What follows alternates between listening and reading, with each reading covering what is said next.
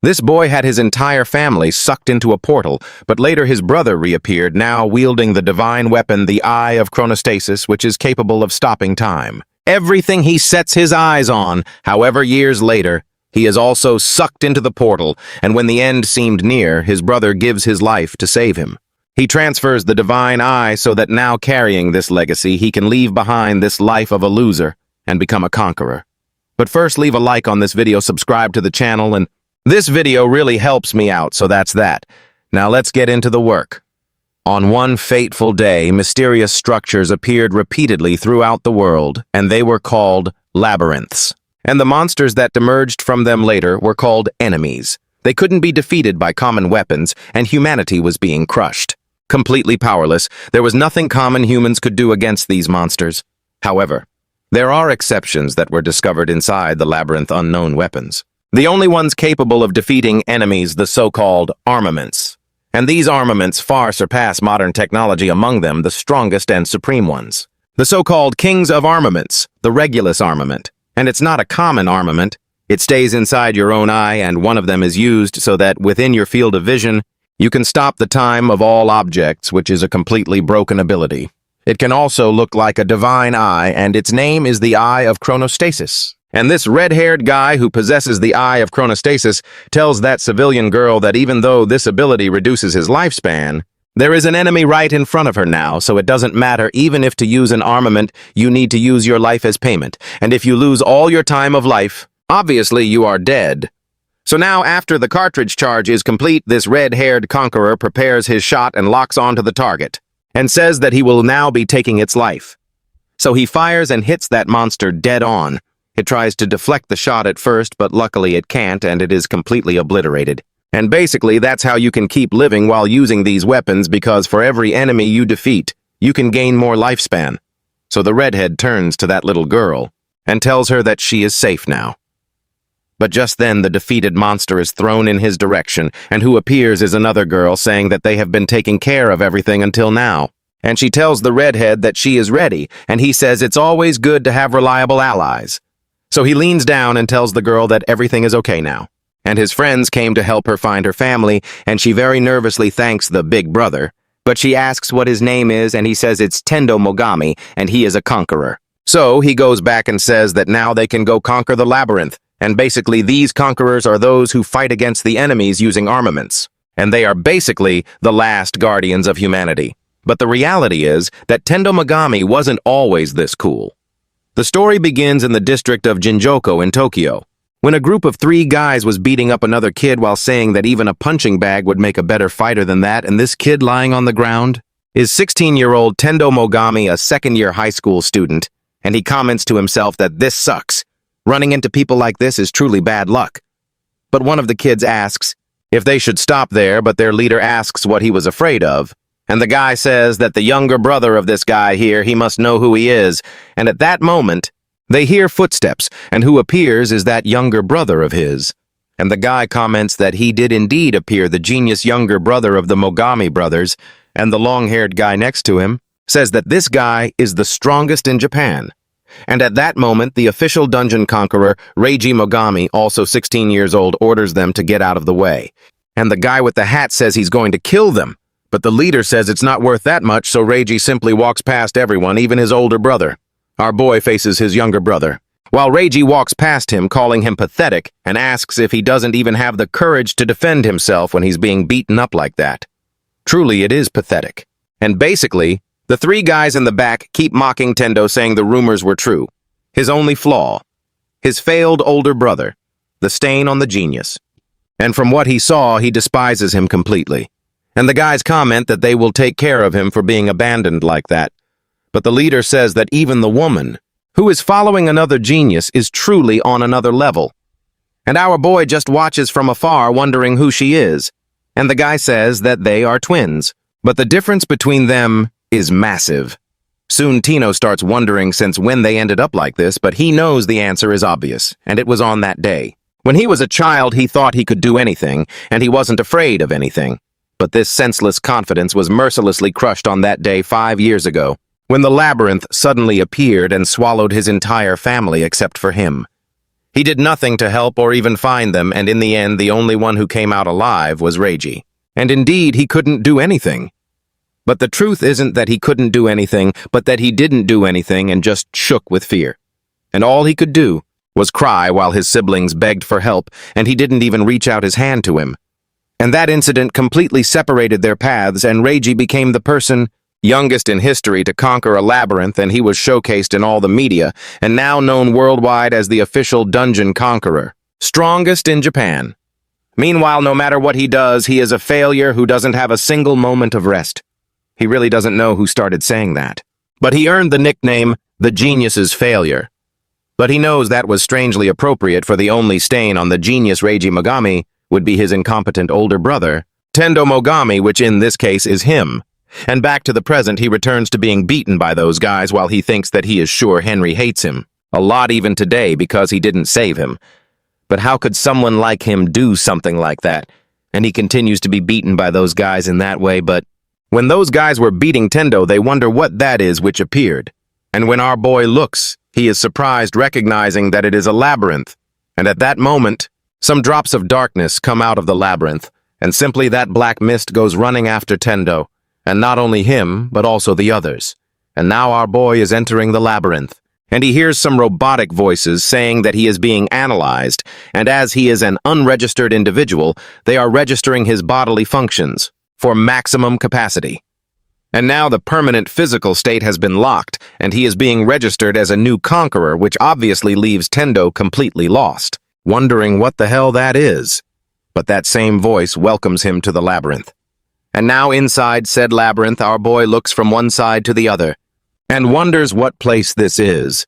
And don't tell me that I am actually in a labyrinth.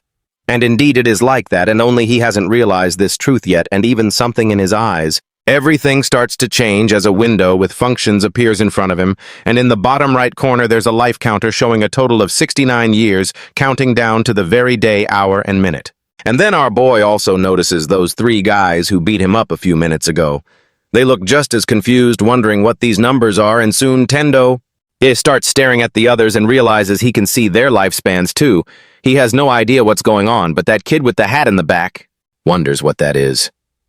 When our boy looks, he sees some capsules, and as soon as he approaches, a capsule opens to reveal a sword, and he realizes that apparently he really is inside the labyrinth. He's confused, wondering if this is a weapon, and the kid who beat him up earlier also recognizes it as a weapon. And from what he's heard, they are incredible. So he shoves the loser Tendo aside, saying he's the one who will take it, but as soon as he touches the sword, he hears a strange voice. He wonders what it is. And when our boy touches it too, he hears a voice saying, melee weapon vibration sword with particle acceleration. Tendo confused. Tendo wonders what this voice in his head is, and the voice says, the lifespan required to activate this weapon is 30 years, which leaves our boy very confused. But that arrogant kid simply tells the voice to stop talking nonsense and get out of there. Our boy pays attention and realizes that if he draws the sword, his lifespan will drop to 53 years. He wonders if it's actually true, and if it is, he just lost 30 years of his life. But the kid here doesn't know any of that. He just says very excitedly that with this he'll be amazing and even better than King Mogami, but before he could say anything else, his head is severed, and the one who appears behind him is a monster. Tendo definitely recognizes this monster as what everyone calls an enemy. And it's not just one, but several of these enemies advance to kill them, while our boy watching from afar notices that the kid's body turned into sand. And indeed, his life counter is dropping significantly. And when it hits 0, it basically means he's dead. But while he was thinking about that, those enemies, and started attacking the other civilians while one of them stayed behind to kill Tendo. Our boy realizes that he is screwed now, but little did he know that by reflex, he grabbed the sword and his lifespan was reduced by 30 years. Now he has a total of 39 years left, and Tendo, very scared, realizes he's in deep trouble. He only drew the sword on impulse. He really didn't want to do that, and this damn voice could have at least warned him. But as our boy ran, he recognized that there was no way out of this place, but he thought he should be able to defeat the enemy with this equipment, though he wondered if he really could do it. And finally, gathering courage, he turns to attack the enemy, who, unfortunately for him, is much smarter than Tendo, easily dodging the blow with a jump. The enemy appears right above his head, ready to crush him, but Tendo takes a few steps back and it's his leg that gets hit, making him scream in great pain and fall to the ground. The enemy walks calmly toward him as if savoring the kill, and our boy, very nervous, realizes he is done for, and this is going to be the end of his life. But at that moment, someone appears in front of him asking if he is giving up again, and that person is Reiji, his younger brother. And he tells Tendo that he is being very generous by quietly giving up his life while still holding his sword, and our boy, in great surprise, recognizes his brother. But Reiji says that if he doesn't have the courage to live, then he should die in some ditch all alone. Such harsh words to say to your older brother, huh? But Reiji adds that, however, if he has the will to live, even if it might kill him, he should stay behind him because he promises he will get him out of there alive. And our confused boy asks, why go so far after everything?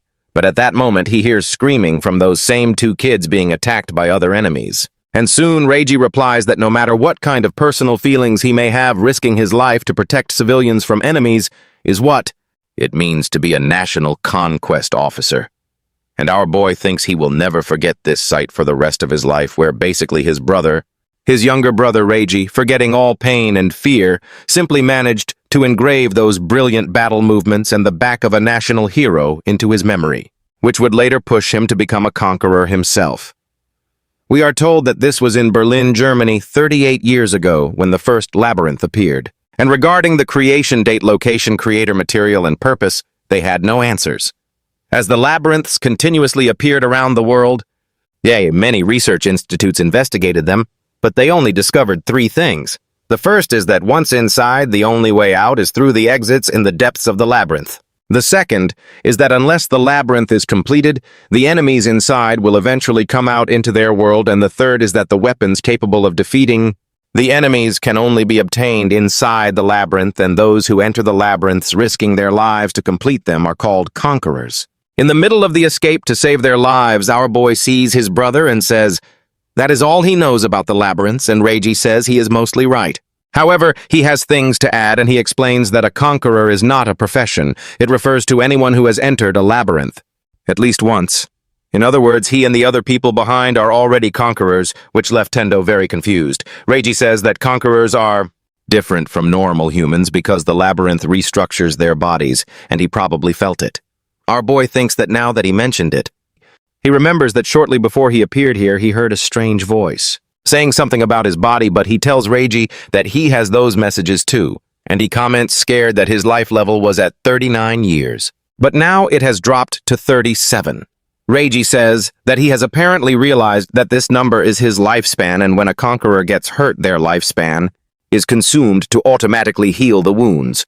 Apparently, he hasn't yet realized that the leg he injured doesn't hurt anymore, while our boy notices it is indeed healed, and he doesn't feel anything else. So apparently his leg healed without him realizing it. He comments that conquerors are indeed incredible, but Reiji tells him to remember.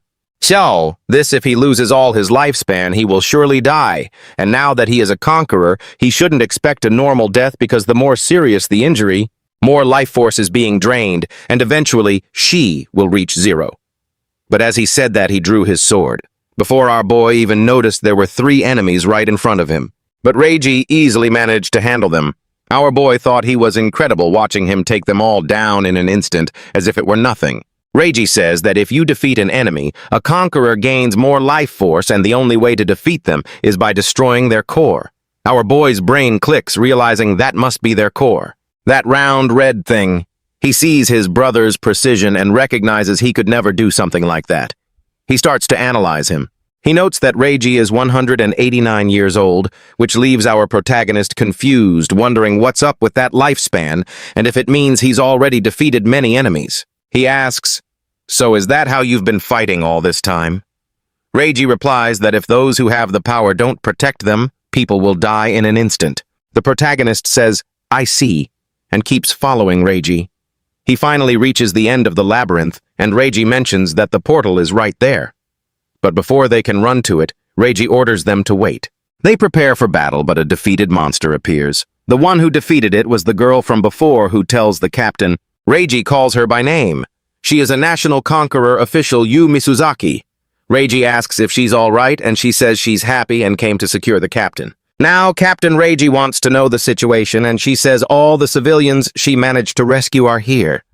Though many had already died by the time she reached them, Reiji says he understands. Looking back, our boy remembers her and says he thought he'd seen her before. He had seen her meeting Reiji earlier. He asks if by any chance she's his girlfriend. Reiji just tells him to stop daydreaming.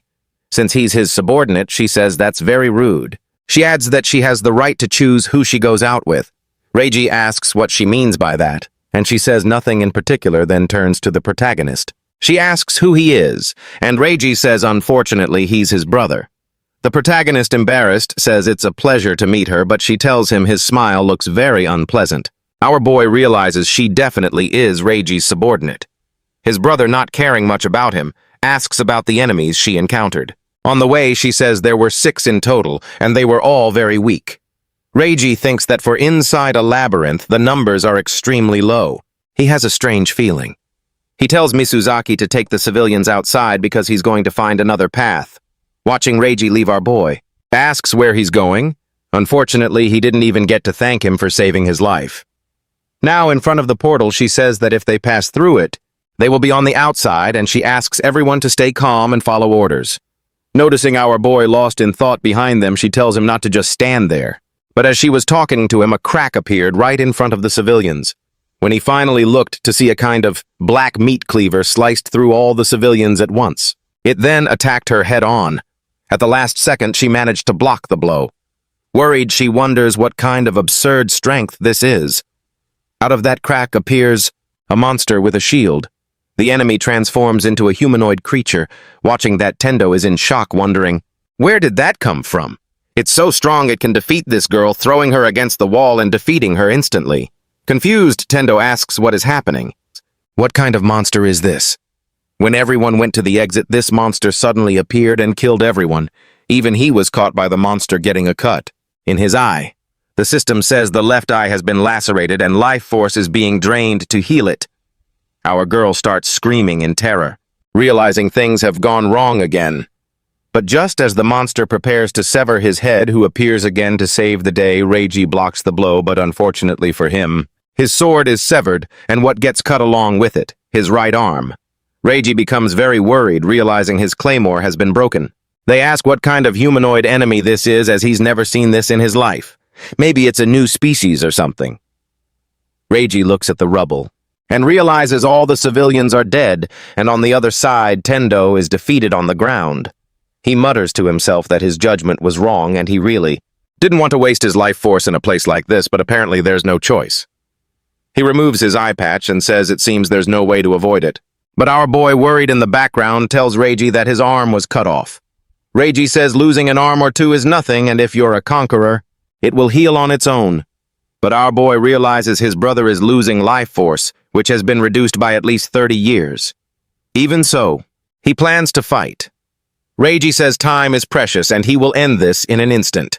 He activates the chronostasis eye, which instantly paralyzes the monster. Taking advantage of this, he rushes to attack. When he gets close, he deactivates it, but apparently his sword and strength weren't enough to defeat it with a single blow. The monster turns back to him while Reiji thinks its body is too tough, and he can't destroy the core with one strike. Apparently, this guy is on a completely different level from anyone they've faced so far.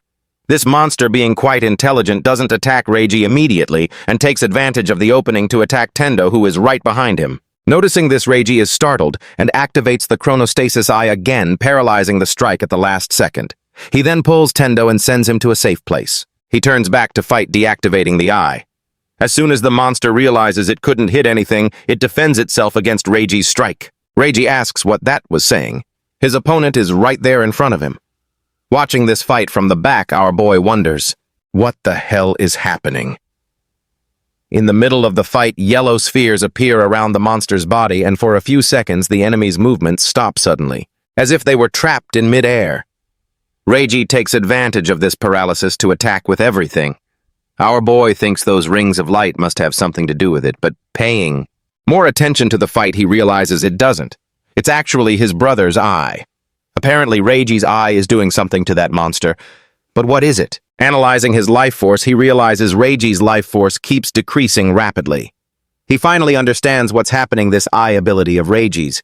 is consuming his life force at an absurd speed whenever he uses it. That's why he activates and deactivates. It activates and deactivates it to at least save a little life force. But Reiji keeps attacking and attacking until the core finally starts to crack. He thinks he can't deliver a decisive blow with only one hand.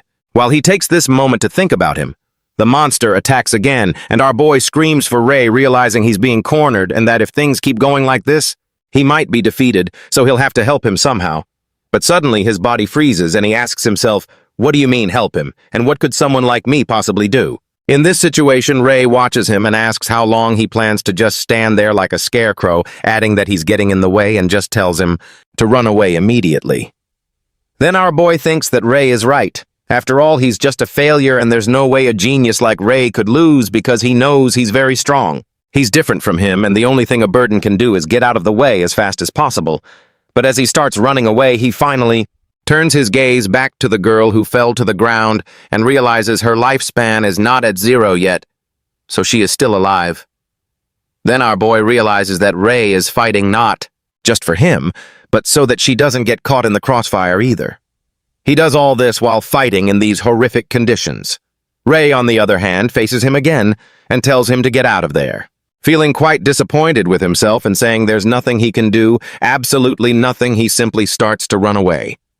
Seeing that he left, Rei feels relieved. He continues his attack and notices the enemy's core is getting more and more damaged. But out of nowhere, the monster begins to change, and several of those things erupt from its back to attack Rei all at once. Now the scene cuts to their past when the friends of little Reiji used to say he could do it. But he was very nervous and said he couldn't. This was Reiji Mogami at 7 years old. But his friends pushed him toward that beehive, saying that he had to hit it and if he ran away immediately after everything would be fine. But noticing he was scared, everyone started calling him a crybaby. Just as they start mocking, Reiji Tendo appears asking who is talking to his little brother like that. It seems they have some real nerve, you jerk. And this kid is Tendo Mogami at 7 years old. The scared boys wonder what he threw at them and why it's so sweet. Our boy says it's because it's honey. And just like that, he hits the beehive and basically all those bees start charging at the boys who are now covered in honey. While Tendo laughs at them, Reiji back then asks why he did that, and Tendo says that no matter what happens, he will always protect him. To Reiji, that image was dazzling back then, and he thought that one day he wanted to reach his level. But now back to the present with death before his eyes. Reiji wonders how the tail split like that out of nowhere, but he quickly manages to dodge the blow from below and activates his chronostasis eye again, paralyzing the tails, but one of them manages to escape his field of vision. Even so, he manages to block the strike, thinking he doesn't want to over-rely on chronostasis. But unfortunately, he can't hold back now. He recognizes that he still has some years left, but if he takes a fatal blow, it will cost him more than 100 years to repair, and like this, he'll be finished. But the core will probably break with one more hit. However, that hit is very far away at the moment, so he starts charging toward the monster, as if there's no tomorrow, dodging every one of its tails, and he uses chronostasis to open gaps between them. He counts that there are 6 of them in total, and now there's only one more left, the main one. Finally getting close to the enemy, he thinks this is his chance and he will definitely defeat it. He's getting very close to its core, but unfortunately he wasn't that lucky. He shouldn't have forgotten his only weakness, letting his family die while he survived alone. Without worrying about anything, because he was small and defenseless, all he could do was be protected. So what he wanted was to become stronger and stronger. So he trained. He trained and trained because that way he wouldn't need anyone else to protect him. So now is his chance to defeat a very strong monster, but unfortunately something happened. Another tail appeared, cutting off his other arm. But even so, he thinks that this time, come what may, he will kill this monster and finally protect someone. Now, with the target locked and his right arm in repair, as soon as his arm is completely restored, he grabs his sword again and prepares to take this monster's life. But something shocking happened when another tail appeared out of nowhere, sprouting simply from the ground. So he quickly uses chronostasis, but since that tail is stuck in his shoulder, he basically had to cut his own arm off with it. He fell to the ground without both arms. But full of rage, he thinks, not yet, I can't lose. Now the system says his visualization is very low, while Reiji realizes he can't move and his vision is getting blurry. Soon, the system says his visibility is low. Chronostasis is temporarily unavailable. His right arm has been amputated. His left arm has been amputated. and he has excessive bleeding. But not wanting to give up, Reiji thinks, "Not yet, I can still defeat it." But the enemy just stares at him from afar while in his final thoughts. Reiji thinks he wanted to be stronger, just like that dazzling light that was his older brother. But at that moment, he starts to hear some screams. He wonders whose they are, and soon after he looks, he recognizes it's his brother jumping over the monster. At least for this final time, he relived memories from the past, when his brother was his brave twin. Tendo, in the middle of his attack, only thinks that if he runs away again here, he will never be able to move forward with his life. But while he thought the enemy was distracted, it simply turns its head and points that beam of light at Tendo and basically destroys his sword. And right after it launches another attack, and Tendo realizes he won't be able to dodge this time, so he's screwed. But using the remaining strength in his body, Reiji appears to block the blow, taking a laser shot to his stomach to protect his older brother. Our boy realizes his sword is broken, and Reiji was wounded. He can't understand how the beam came out of its mouth. But at that moment, he realizes there is another beam coming, and once again Reiji jumps in front of the bullet, and manages to deflect the blow with his brother. Completely nervous, Tendo asks why Reiji is doing this. But finally, after he calms down, he looks at Reiji's body and realizes he is completely obliterated. Very nervous, he asks if he can hear him and starts to analyze his lifespan, and realizes he only has 57 years left, which reduced more than 100 years from what he had. He realizes his lifespan is decreasing very fast, so he begs his brother not to die and to stay with him. But Reiji finally looks at him sincerely, this time, and says he won't accept it. Tendo asks what he is talking about, and Reiji says that when they were kids, with his senseless confidence, he used to drag him around everywhere without caring about his appearance, but since that day, he simply collapsed on his own, screaming that he absolutely never will. Never accept him like this, which leaves our boy very embarrassed. Then the king orders him to look straight ahead and not dare to stop until the moment his life ends. He must keep moving forward. He says that back then he only looked ahead no matter what was in his way, and in the end he would just laugh like an idiot. And the one who always managed to win was always him, which clearly left our protagonist moved, but he soon notices something strange in his eye. He wonders what's happening and why his eye is burning so much. But then that system appears, saying that the Regulus armament is suffering. A transfer, and our boy soon thinks about this Regulus armament. Then the king, on the verge of death, tells his brother that if he needs power for this, then he must take his power. Basically, the color of Reiji's eyes returns to normal, while the color of Tendo's eye changes, and our boy finally realizes what is happening. And Reiji, clearly moved as well, says that no matter how much the past hurts, no matter how cruel and unfair the world is, he must not lose because he is his brother, the only one he always admired. Finally, with the king's death, the transfer of the Regulus armament is confirmed, but obviously the enemy's ability is deactivated. And that monster lunges at Tendo, wanting to kill him, while our boy, completely perplexed by the scene before him, realizes that he must now use the Regulus armament, called the Chronostasis Eye. This ability can stop the time of visible targets, but it consumes 30 days of his lifespan for every second of activation. Meanwhile, over in the rubble, Misaki is finally waking up, and when she finally awakens, she realizes she had lost consciousness. Looking at the scene before her, she sees the enemy running toward Tendo and also, of course, toward Captain Megami. The scene already runs to fight the other monster, and the monster, noticing this, looks at her, but in that moment of distraction, our boy throws his broken sword, which hits the monster's core dead on, finally destroying it. He says very seriously that he had been thinking about one thing every time Reiji attacked. He always had to make his time move because things frozen in time cannot break, and in that case, no matter how strong he thinks it is, there is a reason why he couldn't break it. So he advances on the paralyzed monster along with his paralyzed sword and says he has had his fun for long enough. But now it's the end for him, and his lifespan runs out, so he deactivates the Chronostasis Eye and finally attacks that monster with everything he's got, apparently destroying its core, causing a huge electric discharge. He keeps digging the great sword further into the monster's core, and soon after he pulls it out, the monster explodes, and our boy is thrown backward. Thus, the enemy is finally defeated and vanishes from the map. Realizing he succeeded, he turns to the king asking if he is okay. But unfortunately, his younger brother's body has already turned to dust, and the only thing left of him is his set of clothes. Completely desperate, he just begs for him to come back to life, as he doesn't want him to leave yet. Later on, our boy remembers the scene where his brother jumped in front of a bullet for him and the scene of him covered in blood, saying his final words that he should keep moving forward, but he finally wakes up from this nightmare and now he is back home and after a shower. He wonders if perhaps it was a dream, but unfortunately it wasn't, and in the end it all really happened. He remembers that in the past his brother would leave, saying he would be home late today because of missions.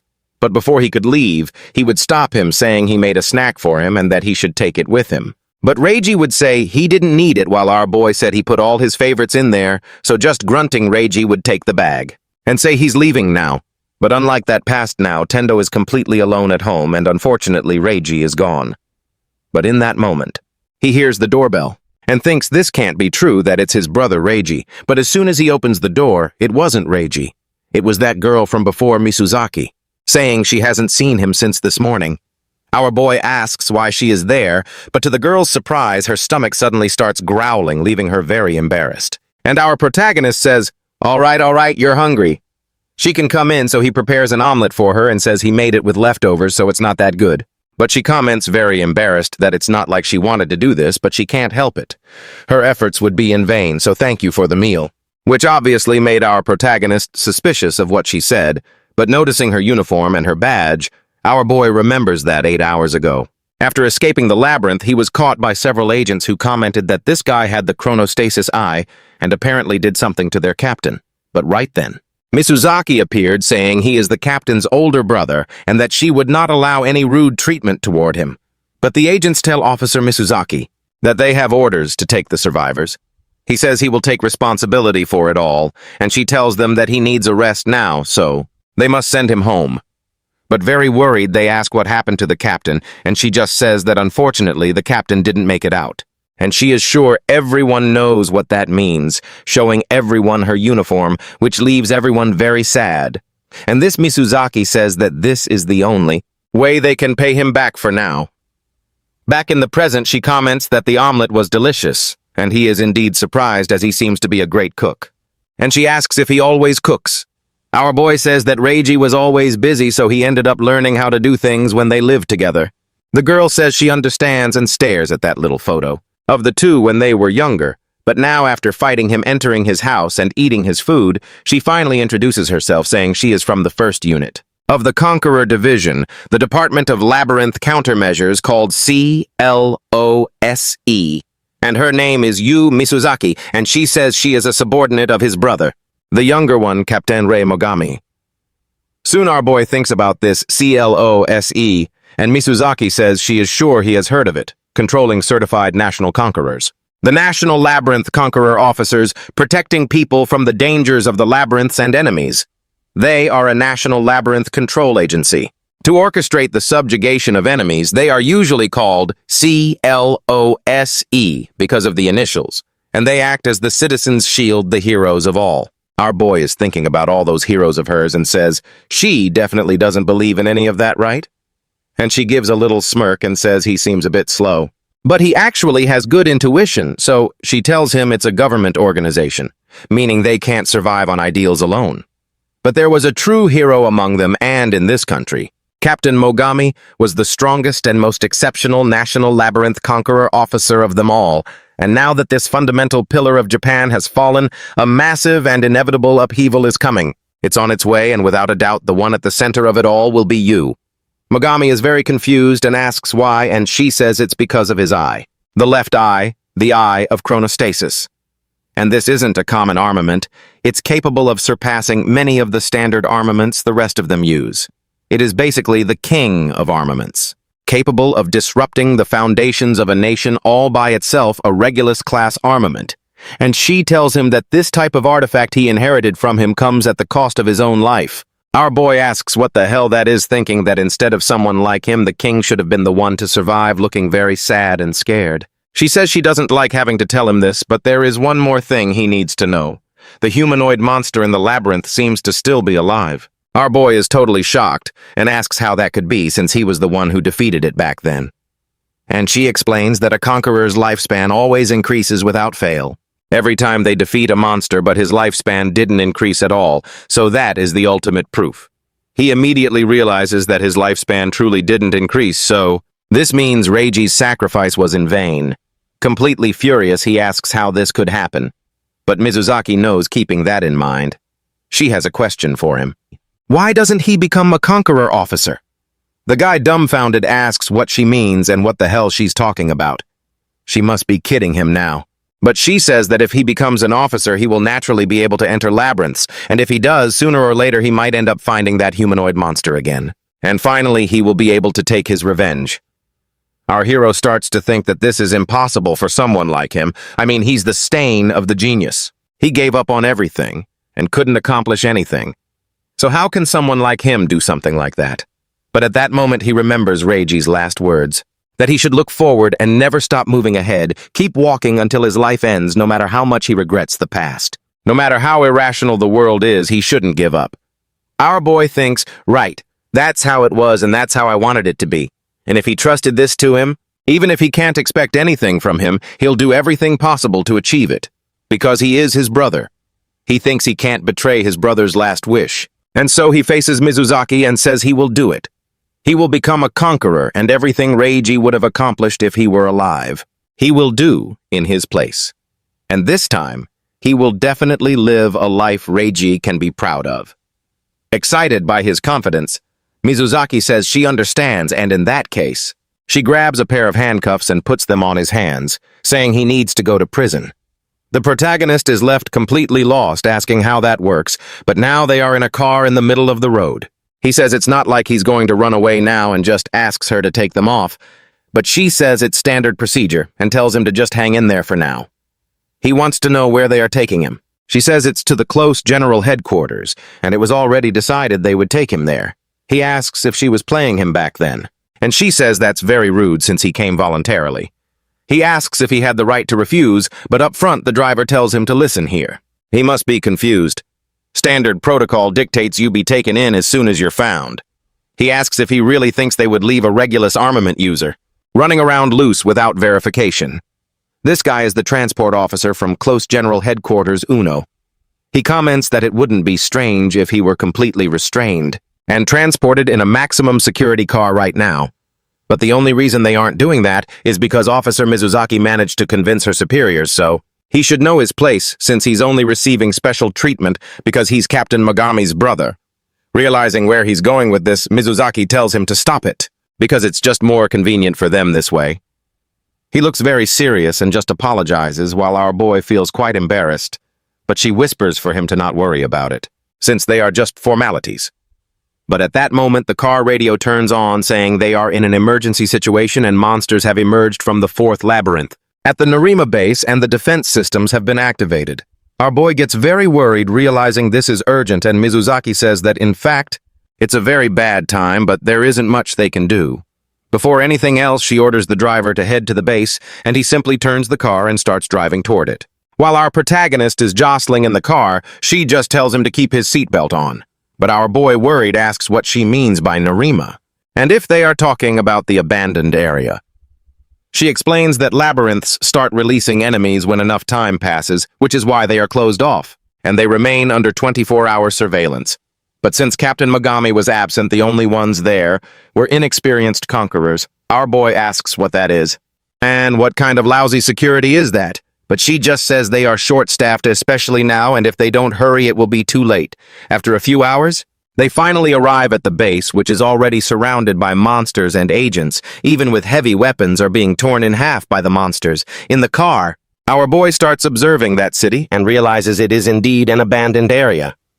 Mizuzaki gets out of the car and says they're here. While she notices that in the background, the defense wall has been breached and it looks like the agents are being overwhelmed by the numbers, and at this rate, the enemies will end up leaving the evacuation zone. The scene cuts back to the car as he grabs his weapon and our boy asks if she's okay. She says this district was evacuated years ago when the fourth labyrinth appeared, so there are no civilians around here. But our boy says that's not what he meant. They are clearly short-staffed, so she should let him help, but she says that's not necessary. He shouldn't misunderstand, but he is still a civilian, so he should stay here until he reaches a safe area. She tells him that armaments for civilians are strictly prohibited, and his Regulus armament Chronostasis is no exception, and if he breaks the rules, he won't escape punishment because, unlike that time, they are outside the labyrinth, so he won't get off with just a conversation. Besides, he shouldn't have forgotten one thing. 1 second of chronostasis activation costs 30 days of life. It's a high-risk armament, and if he uses it without thinking in the blink of an eye, he will simply die. Our boy becomes very serious about this, and seeing that he understands, she tells Mr. Uno that she'll leave this to him. Just then she draws her sword and leaps from building to building, charging at the monsters, leaving our protagonist wondering what kind of insane jump that was. That's the one, but the car starts moving and Uno yells at the protagonist, telling him to stay quiet and stay in his lane, asking how an amateur like him could ever pull that off. And he's so different from the captain. Our protagonist thinks that he really is different from the ranger, and he knows it better than anyone, but just at that moment, his heart starts beating so fast, and he thinks that even if he's different from Reiji, he can't just stand by and do nothing. So from afar, he notices a girl whose shield was destroyed by an enemy and is about to be torn to shreds. Gathering his courage, he jumps out of the moving car. And Uno asks what the hell he's doing now, but our protagonist starts running toward the girl, asking himself in the middle of the sprint if he can actually pull this off. But no, he has to do this because he's already made up his mind and shouldn't look back. So, he activates chronostasis, blocking the enemy's strike against the girl. As the monster stops, our boy asks if the girl is okay, but he finally notices something strange. She's frozen too, and it's truly impossible to move her. He really didn't know that if time were stopped, things would be fixed in place. He wonders if he can release her, but he knows that if he fails, this monster will move. So he goes to some trash, grabs a net thinking he might be able to use it for something, throws it over the monster, and then uses a dual activation. He blocks another part of the enemy's body, thinking that should be enough to lock its movements. Now that's it, he's got her equipment. And he knows it's the same gear Yui was using. When he draws the sword, it looks like a lightsaber, and he says now it's his turn to try and defeat this monster. He begins a partial release of the chronostasis eye, and finally the monster starts moving while the girl wonders what's happening, and the protagonist thinks that things stopped at the same time, are released together. That was a close one. He almost messed up. The girl, worried, asks what kind of weapon that is. He just apologizes, saying he's borrowing it while he carefully thinks about what to do next because he needs to be cautious. Finally, he activates his eye's power. As the monster begins to move, he slices it in half. The monster is defeated, and our boy says, "So it worked." The girl looks at him and thanks him, but she asks, "Who are you?" Just then, she notices his handcuffs and asks if he's a criminal. He says, "No, it's not like that. I'm innocent. I didn't commit any crime. At least not until now," which leaves the girl very confused. But looking to the side, she says they've bypassed them and are leaving the evacuation zone. More monsters are coming, and if the enemies get out of the evacuation zone, he definitely has to stop them.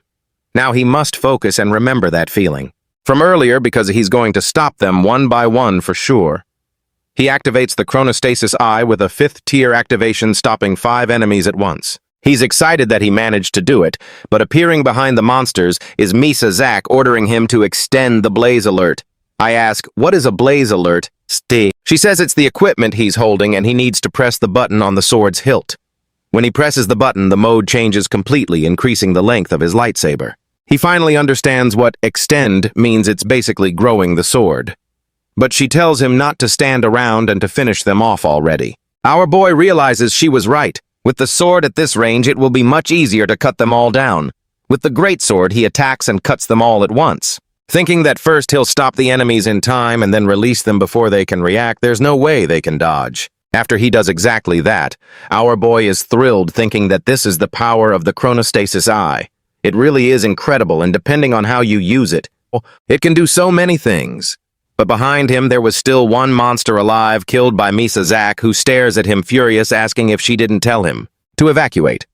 She asks if he has any excuses, and if he has a reason, now is the time to speak.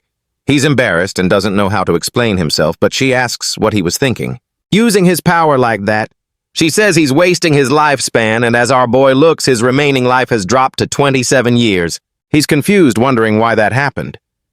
She says it's because he overused the chronostasis eye, overlapping it on himself. He asks, "What do you mean overlapping?" Doing the math, he says that even so, he defeated several enemies, but she retorts that at their level it's only worth a few days at most, leaving our protagonist completely devastated. But soon after, she goes over and cuts his handcuffs. He asks why she did that, and she says that, like it or not, the fighting situation changed thanks to him. If he intends to stay on this battlefield this time, he must prepare for real, because the fight is starting now. As she said that, one of the monsters starts to modify itself. Our boy wonders what that is and what the hell this thing is changing shape into a large, bat-like creature. Agents nearby say the thing evolved, but at this distance it's impossible for them to attack. As they run toward it, Misa Zak orders them to wait and not to do that. Unfortunately, she was too slow, and the agents already started their attack, making the giant bat irritated, saying they are annoying, which leaves our protagonist in complete shock. Realizing the monster just spoke in human language, the bat starts to fly, and from its wings, several spikes emerge. Our boy wonders what that is. Without thinking twice, the bat attacks with its spikes. However, the spikes don't hit the agents, but what they didn't know was that they were explosive. They explode everything around them. When our boy goes to the agents worried, he notices his lifespan is decreasing significantly. Behind him, the monster, says he is very persistent, and if you are just insects, then you should die miserably. Once again, it launches its spikes while our boy says, "Oh, screw this," that he's going to die now and activates chronostasis once more, paralyzing the bat's spikes, which leaves the monster very worried. Our boy grabs them. He grabs, and an agent takes him to a safe place, but obviously the bat gets really pissed off. But right behind it, catching it off guard, is Misa Zak, ready to kill it. At the last second, it manages to block her strike while she notices the cut was very superficial. It realized she was attacking even before she did. She attacks it again, and the bat says her weaponry is quite annoying and simply starts flying away before she can strike again. She gets worried because now it will be much harder to kill this monster, and the bat stares at them and says, "Relic weapons, the labyrinths, they might even take your lives." This is truly detestable. Misaki, however, thinks that even if she dodges all those sharp-pointed feathers, she should be able to cut them. It's short-range weaponry. The problem is their reach. They wonder how she's supposed to fight that, but over in the corner of the building, our boy knows how to be brave. And who appears right by his side? It's Misuzaki. She orders him to deactivate his power immediately, telling her agents to form a defensive line. Finally, our boy powers down. When those bat spikes hit the ground, they don't hit the agents, but they still activate their shields because right after the spikes explode. Misuzaki calls out to the log, saying there's an unconscious person over there, so he needs to rescue them, and the person on the other end of the line says they are on their way. Meanwhile, the bat monster steps right in front of them and says, "So you even have shields? Honestly, this place where I've been reborn with these insects surrounding me completely ruins my mood." He adds that he will make them pay with their miserable lives, especially the two of them, since he's targeting Misuzaki. As the bat approaches, Misuzaki says she will handle him, so the others should evacuate and finish off the remaining ground enemies. She starts to run. She keeps moving while the monster keeps attacking from afar. Our hero notices the spikes again and uses chronostasis one more time, which makes the monster grow even more. A hateful shouting that his spikes stopped again and asking what the hell he did. But just then, the bat changes position, and our boy realizes he can't stop him. They ask what's happening while the bat finally figures out his ability. Meanwhile, our boy gets a notification saying the activation was interrupted because the target is out of range. Our boy thinks, does chronostasis have a range limit for stopping time? If so, this ability isn't as overpowered as I thought. If that's the case, he won't be able to catch him from this distance. Worried, he wonders what to do now. While our boy is lost in thought, Misuzaki grabs him, leading him to a blind spot while telling him to release his power as this is his lifespan and he must use it carefully. As he deactivates it, it causes huge explosions in the area. He tells Misuzaki that his chronostasis eye can't reach that far, and they ask if they should head to a tall building nearby. She tells him that now he's finally realized his own limits, but for now he should just run. He asks if there's any way out, and she says that with an explosion, like that a building with no escape route would be even more dangerous. If they aren't careful, they'll get caught in the blast. Our boy, worried, asks what they should do now. She says it's great that he's chasing them, so she'll lure him away from the others, though she really didn't think he would evolve so completely. The boy asks what she means by evolution. The monster, watching from afar, wonders, what kind of idiocy is this running around like rats? In their quote-unquote blind spot, Misuzaki explains that enemies get stronger as they keep killing, and then they manage to evolve into a unique form. Even though there are individual differences, an evolved enemy acquires unique abilities, intelligence, and sentience. She says that one there is a level 2 enemy, The bat monster who finally catches up says he thanks her for the polite introduction.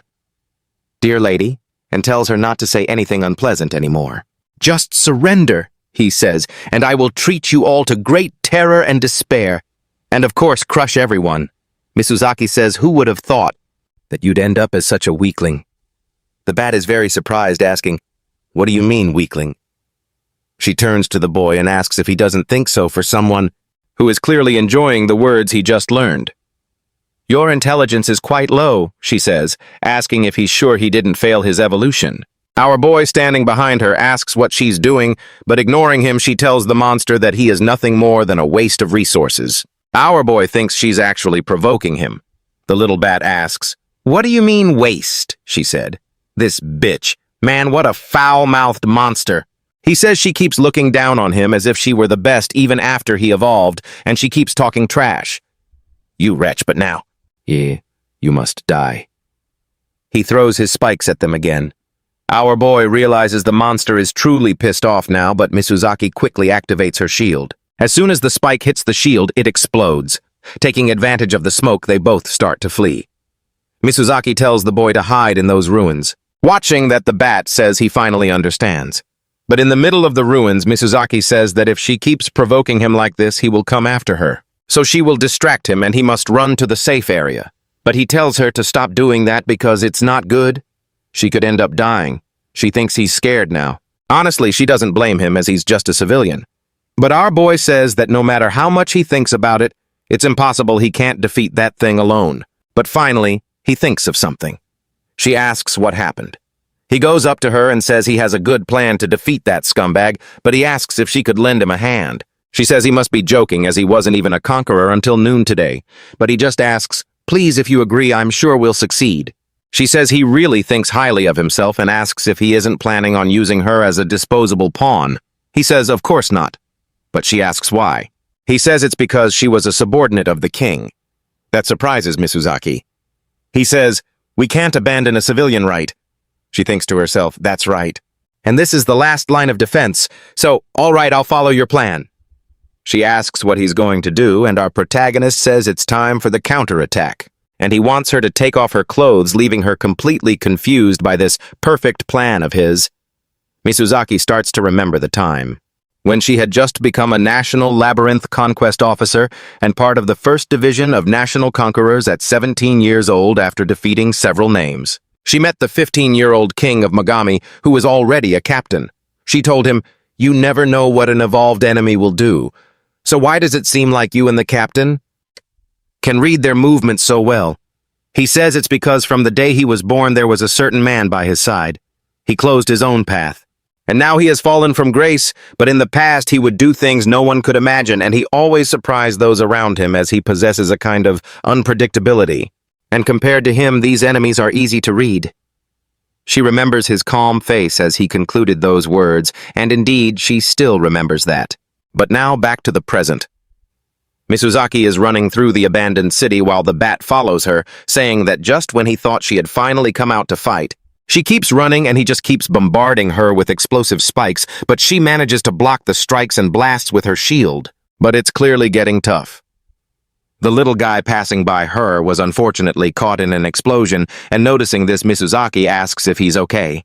Our boy says he's fine and tells her to just get to that spot, but with a gash on his back, he's in a lot of pain and the system counts it off. It tells him he has blood loss burns on his back, a broken shoulder blade, a punctured lung, and his remaining lifespan keeps dropping while he realizes, damn, he can't even put any strength into his body. The bat guy says this was unexpectedly easy, thinking he can afford to have a little fun, and he asks if he was the one who stopped his spikes. Anyway, it seems there's a range limit to that, and as he says it, Tendo is quite surprised, because even the monster noticed, and the bat guy says that in that case, he'll just keep firing at him non-stop. Soon a multitude of spikes charges toward Tendo, who quickly activates chronostasis, but the bat is persistent and keeps shooting, saying that thanks to the activation time, an opening will appear at some point, and in that moment he'll kill him. Realizing this, our girl starts running too, noticing there are many projectiles. He keeps activating his eye ability more and more, but every time he does, another one gets through and hits him dead on, and that's how even his leg got fractured. And the bat up above just watching says honestly he looks like a one-trick pony, and there's no excuse for an insect crawling on the ground. He says it was already a desperate fight at best, but he wonders if this power of his wasn't putting too much strain on him, and soon our boy notices he only has 20 years of life remaining and remembers what his friend Zach told him not to forget, that the chronostasis eye reduces his lifespan by 30 days for every 1 second of use. And if he keeps using multiple activations at the same time, he's going to end up dying. So our boy thinks that since he's on triple activation now, the math is 30 days times 3 stacked layers, which means about 90 days per second, and his remaining life expectancy is approximately 7,100 days. In other words, he has 78 seconds left before he dies. The madman is even on the verge of death and is a math wizard. But just as he realizes this, another attack comes his way, and he uses his ability once again, thinking he can't die here and now. The chronostasis eye enters 5th level activation, and now it's 150 days per second, meaning he has 45 seconds until he dies. The bat noticed the look of nervousness on his face and says, finishing this brat off is just a matter of time. All that's left is that girl, so he starts searching for her and finds her coat in the corner. He says that even with that shield, he doesn't think she can move freely with all this bombing, so he starts running toward that building, and our girl activates. Once again, the chronostasis eye, a 6th level activation and a 7th level activation. The monster, super pissed, asks what this strange thing is. He should understand by now that his power is useless against this bombardment. So why does he keep hitting these attacks head on? It's as if he were waiting for something. And the monster, who actually seems quite intelligent, finally notices something strange, but it was already too late. As he sends his spikes toward the girl after the explosion, he realizes that all that was left of her was her coat. And right after that, Tendo tells him that Misuzaki isn't there. After all, he's just lending a hand to her. The monster realizes he was a decoy, and the girl is no way right behind him, leaving him very worried because she closed the distance quite a bit, and Misuzaki, right by his side, says she's now in range of her attack. The bat thinks no way is she using his shots as steps. But finally he understands their plan. The reason that little jerk was stubbornly blocking his attacks was to create a path for the girl.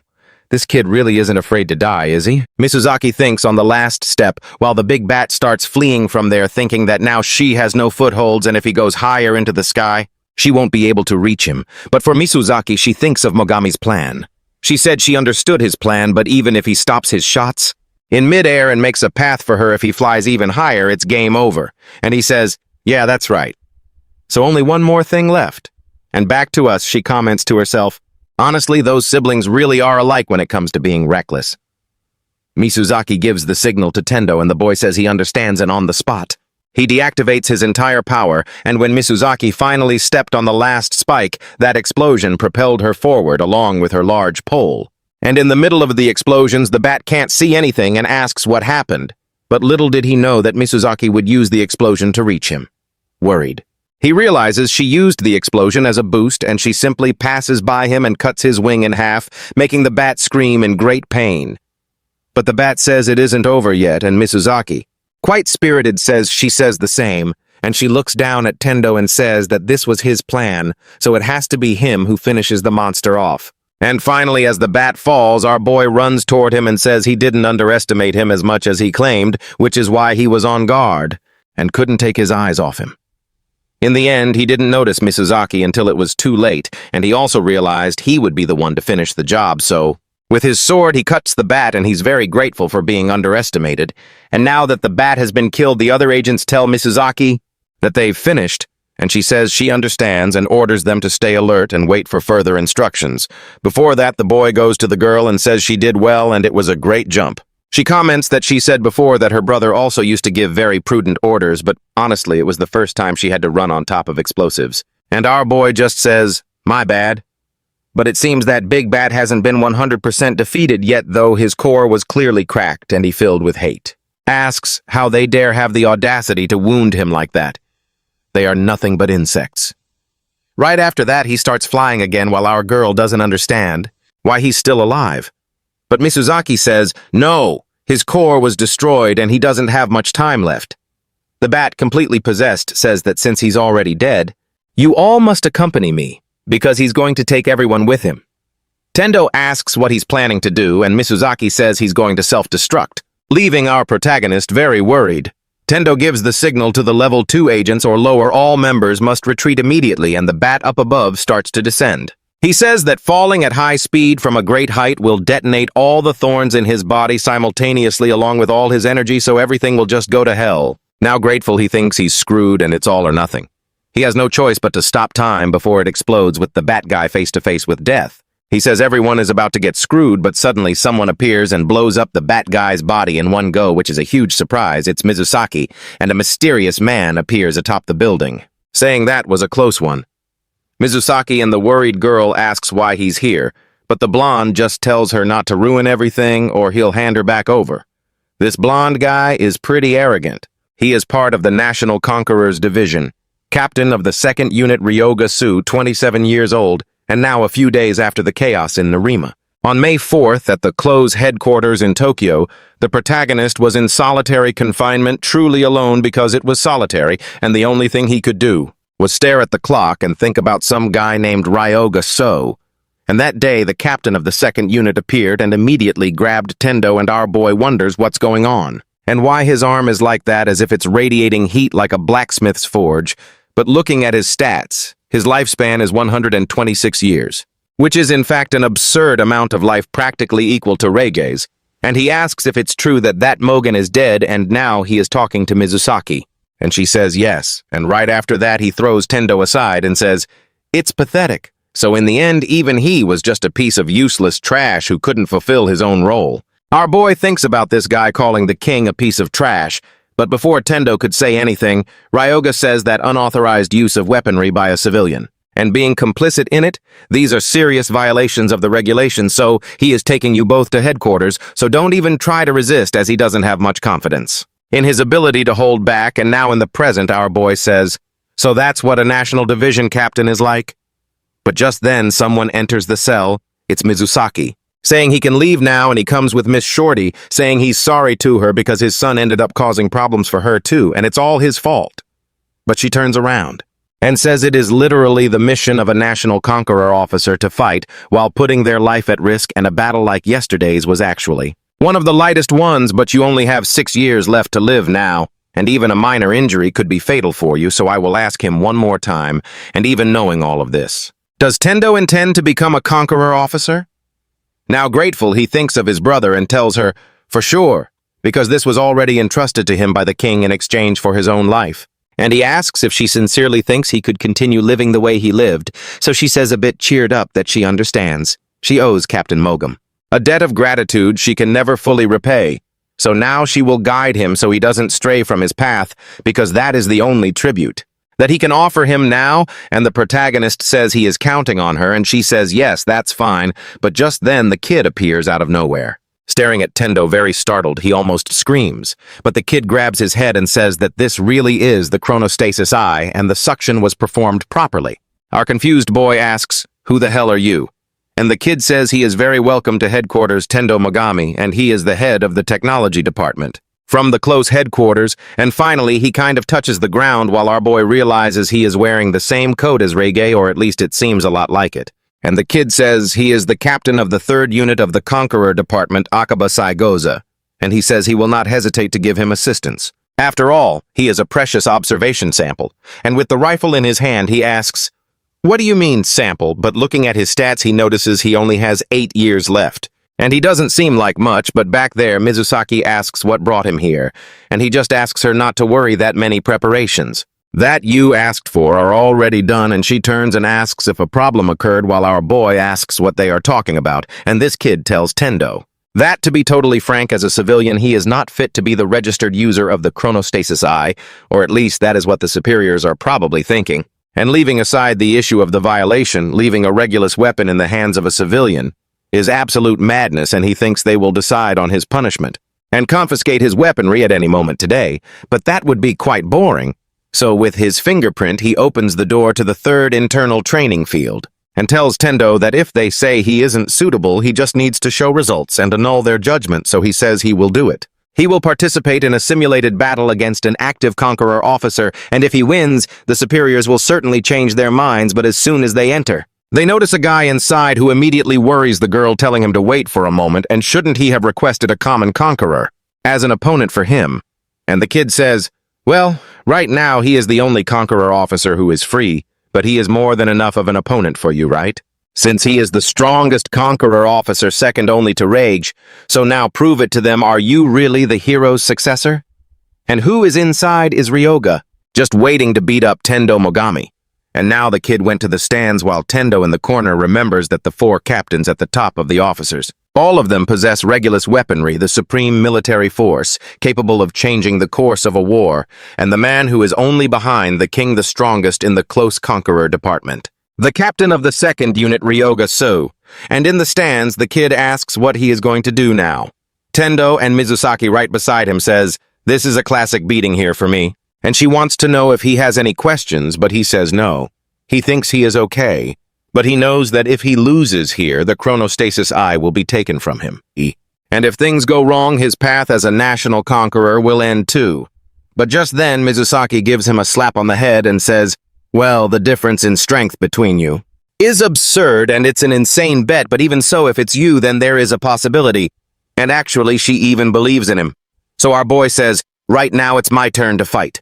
So the 2 of them stand face to face in the arena, and Mizusaki says into the microphone, the victory condition for Mogami's team in this fight is as follows: land 1 hit on Captain So, and it will be conducted as a combat practice using weaponry.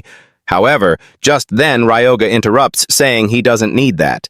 And no way in hell would he use weaponry against this guy, and now he is just there to remove the limiters. On the other hand, our boy thinks that then. He intends to fight unarmed, and he has the chronostasis eye on his side, an absurd advantage.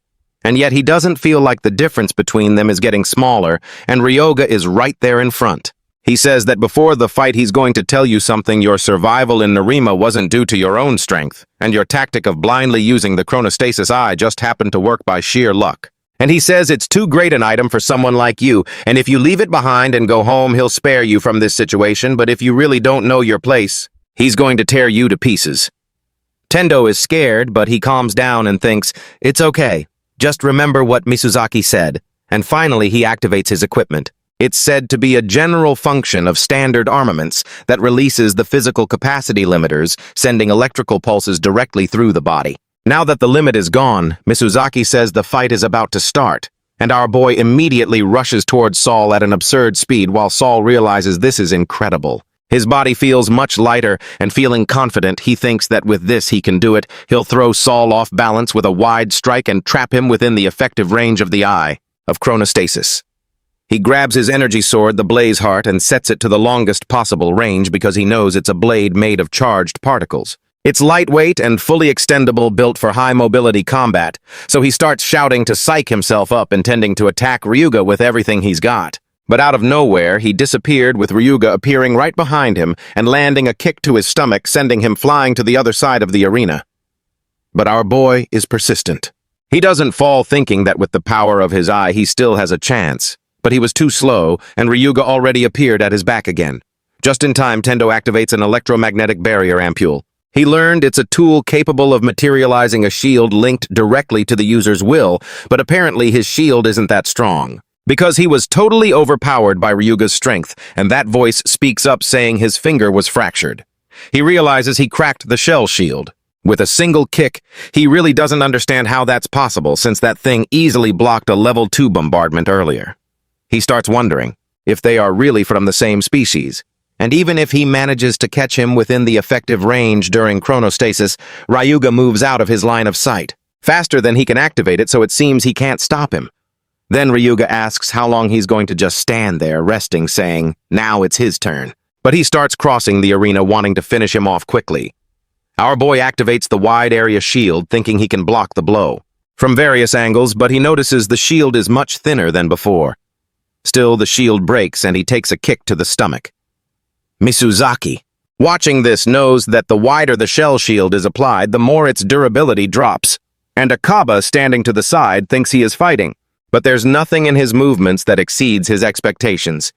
He starts wondering if maybe he expected too much of him. Back to our boy. He's lying on the ground, and now he finally activates the chronostasis eye, trying to paralyze him, but he finally realizes he can't do that to Ryuga. And he finally understands he can't even imagine a possible scenario where he could win. He asks himself what the hell he's supposed to do now, but the blonde guy says his fighting style is clearly amateur, and both his judgment and reflexes are slow. He truly couldn't understand why a man like Reiji threw his own life away just to keep trash like him alive.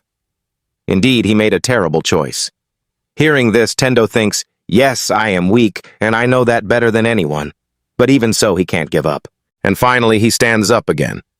Akaba in the back observes that even the climate has changed now, and clearly Ryuga notices this too, asking if Tendo still wants to keep fighting. Our boy says he won't let anyone belittle Reiji's choice.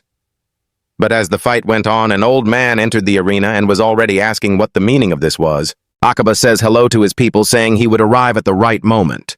The old man asks why Tendo Mogami is fighting against Sol. He says he didn't authorize this and they must stop immediately. This old man is the director of Close, the commander-in-chief, Osho Takamizawa. But the guy next to him tells him to wait for a moment. He is the head of the Close headquarters, the number 2 of Close Takamizawa Ryudo, and he tells the old man they should see how this turns out. Back to the arena. Our boy gets ready, and watching Tendo Misuzaki wonders why he put away the blaze heart and what he's thinking now. Ryuga wonders if he's going to try something. And so our boy starts running toward his opponent while everyone says this is a suicide run and that it's very reckless. But in the back, Akaba says no, that's the protector of our shell when he runs. And Misuzaki thinks, using the super wide area shell, he's using a wall of shields to restrict Sol's range of movement, and he's trying to get closer to the effective range of the chronostasis eye. Sol says, quite unimpressed, that he understands what he's planning, but his wall is too thin, so he simply destroys it. But to his surprise, there's more than one, and he simply destroys it again. But this time it blocked his attack, and our boy says with a little smile on his face that this time he can't break it. Isn't that right? He stopped it mid-path, using the chronostasis eye. Watching the fight, they realized the first layer of the shield was just a distraction, and his real goal was to discreetly position that second shield to trap Sol between them. Now surprised, he thinks, he even rebuilt the broken shields to block my exit. Our boy thinks, now there's nowhere for you to run, and he's going to end it now. Sol, completely comfortable with the fight, only thinks that there is still distance between them. He just needs to get out of his sight. The moment he activates the chronostasis eye. But at that moment, our boy throws his jacket over Sol, and now he activates the chronostasis eye, simply stopping his jacket in the air, and Ryuga realizes it blocked his vision, so he ended up losing sight of him. But he wonders why he isn't attacking. Is he on the right or the left? Or maybe above? And in fact, that was it. And once again, he activates the chronostasis eye while Sol says that was exactly what he thought, hitting him square on. But in the middle of the attack, Sol realizes he doesn't have his blaze heart or his holster, and as our boy falls to the ground, he falls with a little smile on his face. He finally partially releases his ability. What Sol didn't know was that his blaze heart was hidden in his sword. That was already hitting Ryuga, surprising everyone around him. Our boy, very animated, says he won. Akaba, observing this, says that just before he jumped, Tendo set up the only trap beneath his jacket and he dropped his holster, hiding it underneath. Basically, he stopped time and then activated the blaze heart, imbuing it with maximum power, and the energy of the blade was being blocked by the jacket. Naturally, as soon as he released the time stop on the jacket, the explosion would fire directly through it, so now that Sol has been hit, he says that fair enough, he'll grant him the win this time.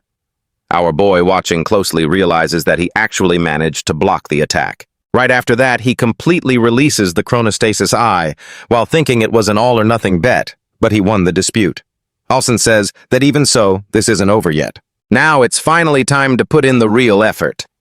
Before he can activate all his power, our boy realizes he's screwed, and Misaki, noticing it too, rushes right toward him. But the old chief, watching this, just orders him to stop immediately because he can't use his equipment like that, and asks if he's trying to kill him just like that out of nowhere. Before Sol can attack, some kind of robot appears, touching his shoulder.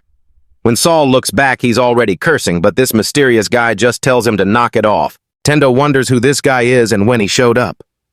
Suddenly, Sol grabs him, calling him Adashino, and out of nowhere, Adashino starts introducing himself to Tendo with a little, "Hello." He tells him he's everyone's favorite, the captain of the 4th Division, Adashino Shiman, making a grand entrance, which leaves our boy completely shocked by the scene with this guy who looks like a total lunatic.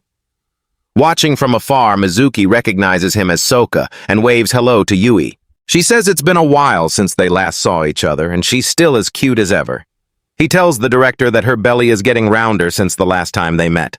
And to the guy from Ryudo, he says he's still an incredibly elegant man.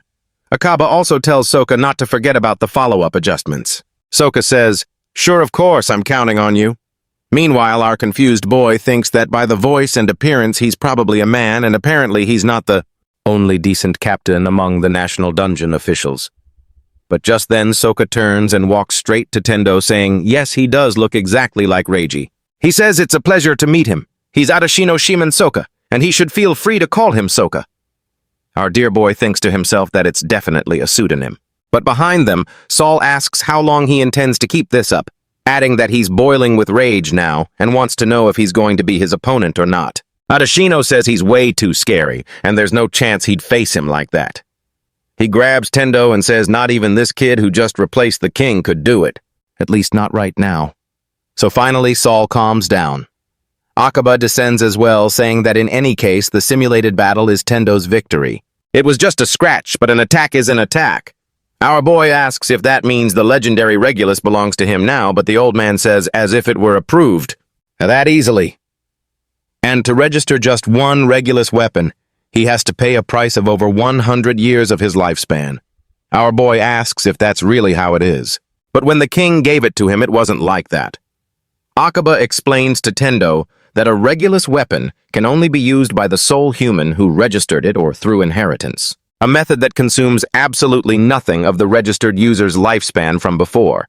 That's why he was able to transfer it to him. However, that was only possible because it was done while the king was still alive.